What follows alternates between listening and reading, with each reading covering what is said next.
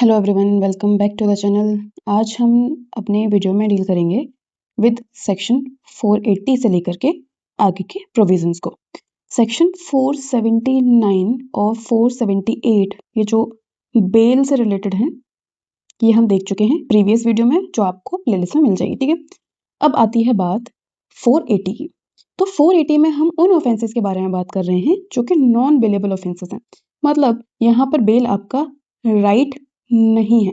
ठीक है, यहाँ पर डिस्क्रिशन होगा कोर्ट का और ऑफिसर का कि उनको आपको बेल देनी है या नहीं देनी है। यहाँ पर आपका राइट नहीं है कि आप बेल ले सकते हो। ये कब होता है? जब आप बेलेबल ऑफेंस किए हुए, मतलब बेल आपके लिए वहां पर अवेलेबल होगी, तो वहां पर आपका ये राइट हो जाता है। ओके, सो यहाँ पर है सेक्शन 480 जो डील करता है विद नॉन बेलेबल ऑफेंसेस। अब इसका मतलब क्या है?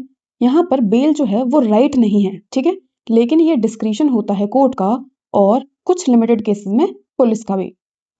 और ये जो बेल होती है कौन ग्रांट कर सकता है? मजिस्ट्रेट, पुलिस ऑफिसर और हाई कोर्ट और सेशन कोर्ट कभी भी इसमें अप्लाई नहीं करते हैं। तो जो फर्स्ट हमारा सबसेक्शन है वहां पर ऑलरेडी हमने हाई कोर्ट को और कोर्ट ऑफ सेशन को अलग कर दिया है, कह दिया है कि इन पर ये चीज अप्लाई नहीं होगी, इनके लिए एक सेपरेट प्रोविजन है। ओके, सो सबसे इंपॉर्टेंट क्या है?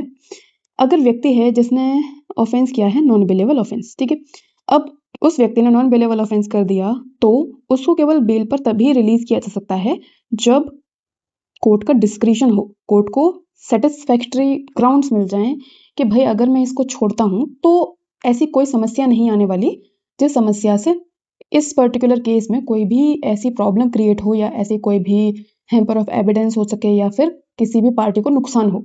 अगर कोर्ट सेटिस्फाई हो जाता है तो वहां पर नॉन बेलेबल ऑफेंस में एज अ डिस्क्रिशन कोर्ट वहां पर बेल ग्रांट कर सकते हैं। ठीक है, सो ये इसका बेसिक अगर हम समझना चाहें कि इन शॉर्ट 480 क्या है, तो हम बेसिक में ये कह सकते हैं। अब इसके बाद सबसे इंपॉर्टेंट चीज क्या है? जो बेल है वो कब ग्रांट नहीं करी जा सकती? इफ कोई सीरियस ऑफेंस हुआ है, अगर कोई रीजनेबल ग्राउंड्स वहां पर ऐसे हैं कि जो अक्यूज्ड है वो गिल्टी है उसका, ठीक है, और डेथ पेनल्टी उसकी पनिशमेंट है या फिर लाइफ इम्प्रिजनमेंट उसकी पनिशमेंट है, तो इन दोनों केसेस में आप बेल नहीं दोगे। इसका एग्जाम्पल हम देख सकते हैं कि कोई मर्डर हुआ है, वहां पर अपन को स्ट्रॉन्ग पीस ऑफ एविडेंसेस मिल गए हैं और एग्जिस्ट करते हैं। ठीक है, तो यहाँ पर हम क्या कर सकते हैं? बेल डिनाई कर सकते हैं कि भाई साफ साफ प्राइमा फेसिया केस के अलावा साफ साफ आपके खिलाफ एविडेंस मिल गए हैं, सारी चीजें प्रूव हो रही हैं, तो हम आपको बेल क्यों दें? ठीक है, ऐसा कहा जा सकता है। इसके बाद है दूसरी सिचुएशन कि जो ऑफेंडर है वो एक हैबिचुअल ऑफेंडर है, मतलब वो रिपीट पर वो ऐसा ऑफेंस करता रहता है। अगर वो इस प्रकार का कोई ऑफेंस कर रहा है जिसकी पनिशमेंट जो है और प्रायर जो कन्विक्शन था उसका, वो पनिशमेंट जो है डेथ, एलआई या 7 ईयर्स या उससे ज्यादा है, ठीक है, तो वहां पर या फिर वो सेम ऑफेंस को 2 बार या 2 से ज्यादा बार कर चुका है और उसकी जो सजा है वो 3 साल से 7 साल तक की सजा थी, तो इन केसेस में अगर वो ऐसा ऑफेंस दोबारा करता है तो वहां पर उसको बेल जो है डिनाई कर दी जाएगी, उसको बेल नहीं दी जाएगी। लेकिन अभी जो हमने 2 केसेस पढ़े कि कब बेल नहीं दी जाएगी इन पर्टिकुलर ऑफेंसेस में और ये सिचुएशन होगी तो बेल नहीं दी जाएगी, लेकिन इसके भी कुछ एक्सेप्शंस हैं। अब वो क्या है? तो यहाँ पर कोर्ट कहता है कि इन केसेस में भी हम तब बेल ग्रांट कर सकते हैं यदि जो पर्सन है वो बच्चा है, विमेन है या फिर सिक या फिर इन्फर्म व्यक्ति है। ठीक है, मतलब बीमार है या किसी इन्फर्मिटी से गुजर रहा है, या कोई बच्चा है, कोई महिला है, तो बेसिकली इनको थोड़ा सा छूट दी जाती है और इनको हम कह देते हैं कि चलो इनको तो बेल दे ही दो। ठीक है, तो इनको बेल दे दी जाती है। एग्जाम्पल के लिए हम देख सकते हैं कि एक प्रेग्नेंट वेमेन है जो कि अक्यूज्ड है किसी सीरियस ऑफेंस की, जिसकी सजा हम समझ सकते हैं कि डेथ हो सकती है।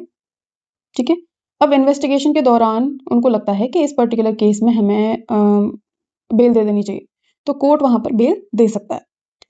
अब बात आती है स्पेशल रीजंस की। अगर कोर्ट को कुछ स्पेशल रीजंस लगते हैं और कोर्ट वहां पर कोर्ट कर देता है कि ये स्पेशल रीजंस हैं और जस्ट एंड प्रॉपर समझता है उनकी वजह से, तो वहां पर भी बेल ग्रांट की जा सकती है उन स्पेशल रीजंस को बताने के बाद। एग्जाम्पल के लिए देख सकते हैं कि एक ओल्ड मैन है, मतलब एक कोई बूढ़ा व्यक्ति है जिसको फॉल्सली इम्प्लीकेट किया गया है किसी पर्टिकुलर ऑफेंस में। ठीक है, तो वहां पर बेल ग्रांट करी जा सकती है कि यहाँ पर स्पेशल सर्कमस्टांसेस लाई कर रहे हैं, और बेल केवल इसलिए आप रिजेक्ट नहीं करोगे, इसलिए केवल रिफ्यूज नहीं करोगे कि जो कस्टडी है वहाँ पर आइडेंटिफिकेशन ऑफ विटनेस नहीं हो पाया है और in the course of investigation वो होना है और बियॉन्ड 15 डेज वो चीज़ करी जानी है, ठीक है। तो यहाँ पर हम ये नहीं कह सकते हैं कि आपकी हम बेल केवल इस रीज़न की वजह से रिजेक्ट कर रहे हैं कि हमें ये करवाना है, तब तक हम अपने जो भी अक्यूज्ड है उसको हम कस्टडी में रखेंगे, ठीक है। ये आपके पास राइट नहीं होगा। इसके बाद कहा जाता है कि जब भी ऐसी कोई डिसीजन देना होगा कि जहाँ पर डेथ, LI या 7 साल से ज़्यादा का ऑफेंस किया है, इससे पनिशेबल ऑफेंस किया है, तो कोर्ट को ज़रूर से एक सेफगार्ड लेकर के चलना होगा कि कोर्ट को ऐसे केसेस में पब्लिक प्रोसिक्यूटर को ज़रूर सुनना होगा कोई भी बेल ग्रांट करने से पहले, ठीक है। तो ये जो एक सेफगार्ड है ये हमेशा साथ में चलेगा। इसके बाद सबसेक्शन 2 आता है। सबसेक्शन 2 में कहा जा रहा है कि जब भी इन्वेस्टिगेशन, इंक्वायरी और ट्रायल चल रहा था, तो किसी भी स्टेज पर ऑफिसर को, ठीक है, या फिर कोर्ट को, दोनों में से किसी को भी ऐसा लगता है कि हमें सफिशिएंट ग्राउंड नहीं मिल रहे हैं जिससे ये प्रूफ हो जाए, या फिर एविडेंसेस नहीं मिल रहे हैं जिससे ये प्रूफ हो जाए कि इसी व्यक्ति ने ऑफेंस किया है, लेकिन जो हमारा एक डाउट है कि इस केस में थोड़ा-सा इंक्वायरी, इन्वेस्टिगेशन और होना चाहिए और हमें ये पता लगाना चाहिए कि यही पर्टिकुलर व्यक्ति था, फर्दर इंक्वायरी होनी चाहिए, उसके सफिशिएंट ग्राउंड्स मिल रहे हैं हमें, ये करना ज़रूरी है। अगर ऐसा कोई केस है, ठीक है, तो वहाँ पर हम अक्यूज़ को रिलीज़ कर देंगे बेल पर और उससे पर्सनल बॉन्ड भरवा देंगे अपीयर होने के लिए इन फर्दर प्रोसीडिंग्स।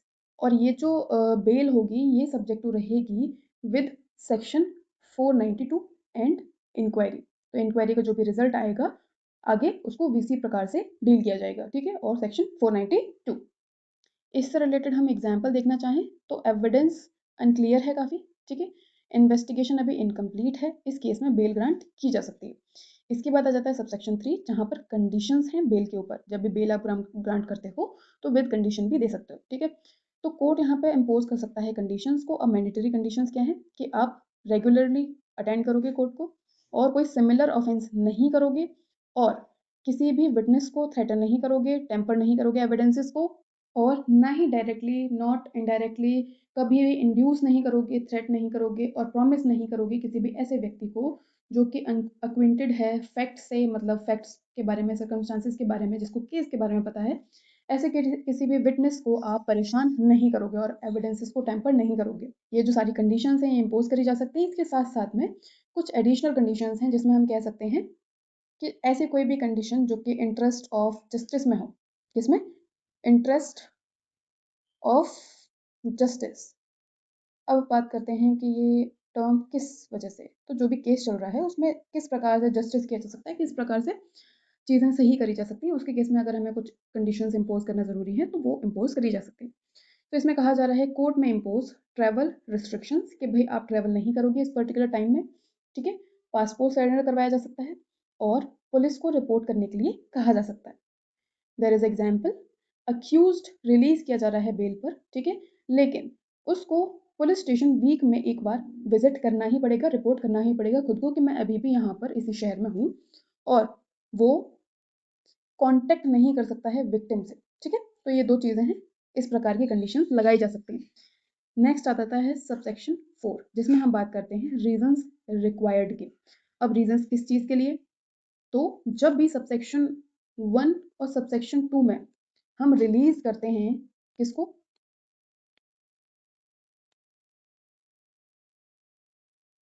जब हम अक्यूज को रिलीज करते हैं तो राइटिंग में हम रिकॉर्ड करेंगे रीजंस को, ठीक है, कि क्या क्या रीजंस अवेलेबल थे हमारे पास जिसकी वजह से हमने इनको, जब हम किसी भी व्यक्ति को रिलीज कर देते हैं बेल पर, तो कोर्ट अगर चाहे तो किसी भी चीज़ से सेटिस्फाई होकर के ऐसा लगता है कि जो मैंने बेल पर इस व्यक्ति को रिलीज़ किया था मुझे इस बेल को कैंसिल कर देना चाहिए, तो वो कैंसिल भी कर सकते हैं और उसको रीअरेस्ट करवा सकते हैं, ठीक है।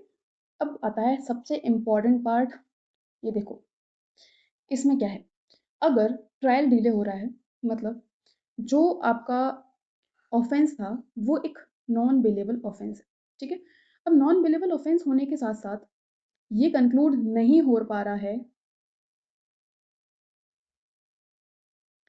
विद इन 60 डेज, और जो अक्यूज्ड है वो अभी भी कस्टडी में है और जो केस है वो मजिस्ट्रेट के द्वारा ट्राइबल है, तो उस केस में क्या होगा, उस पर्टिकुलर अक्यूज्ड को रिलीज कर दिया जाएगा ऑन बेल और अगर कोई ऐसे स्पेशल रीज़न्स आ जाते हैं कि उसको रिलीज़ नहीं करा जा सकता है, तो वहाँ पर उन रीज़न्स को रिकॉर्ड करके हम डिनाई भी कर सकते हैं उसके बेल के लिए। अब सबसे इम्पोर्टेंट बात है कि ये जो 60 डेज़ का पीरियड है, ये कब से? तो जब भी फर्स्ट डेट फिक्स होती है, फर्स्ट डेट किसकी? एविडेंस लेने के लिए, ठीक है? तो जब भी फर्स्ट डेट एविडेंस लेने के लिए फिक्स होती है, उस दिन से 60 दिन के अंदर आपको खत्म करना पड़ता है। अगर आपका ट्रायल खत्म नहीं हो रहा है, आपकी प्रोसीडिंग्स खत्म नहीं हो रही हैं, तो आपको जो भी कस्टडी में व्यक्ति है, उसको रिलीज़ कर देना चाहिए ऑन बेल। लेकिन इसका एक्सेप्शन है, मैजिस्ट्रेट उसको रिफ्यूज़ कर सकता है विथ रीज़न्स कि भई मुझे इन पर्टिकुलर केस में ऐसा नहीं लगता है कि इसको रिलीज़ करना चाहिए। अब इसके बाद आता है एक और इम्पोर्टेंट पॉइंट जो इस पर्टिकुलर सेक्शन के काफ़ी इम्पोर्टेंट पॉइंट्स हैं, वो मैं आपको पहले बता देती हूँ, ठीक है? अब ये क्या है? देखो, जब भी हमारा जो ट्रायल है वो कंक्लूड हो चुका है, खत्म हो चुका है, सारी चीज़ें हो चुकी हैं, बस अब जजमेंट प्रोनाउंस होना है, ठीक है? तो ट्रायल हो चुका है कंप्लीट, लेकिन जजमेंट डिलीवर नहीं हुआ है, जजमेंट डिलीवर होना है। और कोर्ट को लगता है कि भई ये जो व्यक्ति है मुझे गिल्टी नहीं लग रहा है और मैं जो भी जजमेंट दूँगा उसमें कहूँगा कि ये व्यक्ति भाई गिल्टी नहीं है। तो उस केस में जो भी व्यक्ति कस्टडी में है, तो उसको बॉन्ड भरवा के वहाँ पे रिलीज़ करवा दिया जाएगा कि आप बॉन्ड भर दो और जब भी इस पर्टिकुलर केस में जजमेंट सुनाया जाएगा तो आपको वहाँ पर अपीयर होना है, ठीक है? और अपीयर होकर के ये जजमेंट सुनना है आपको, तो वहाँ पर इस प्रकार से भी रिलीज़ किया जा सकता है।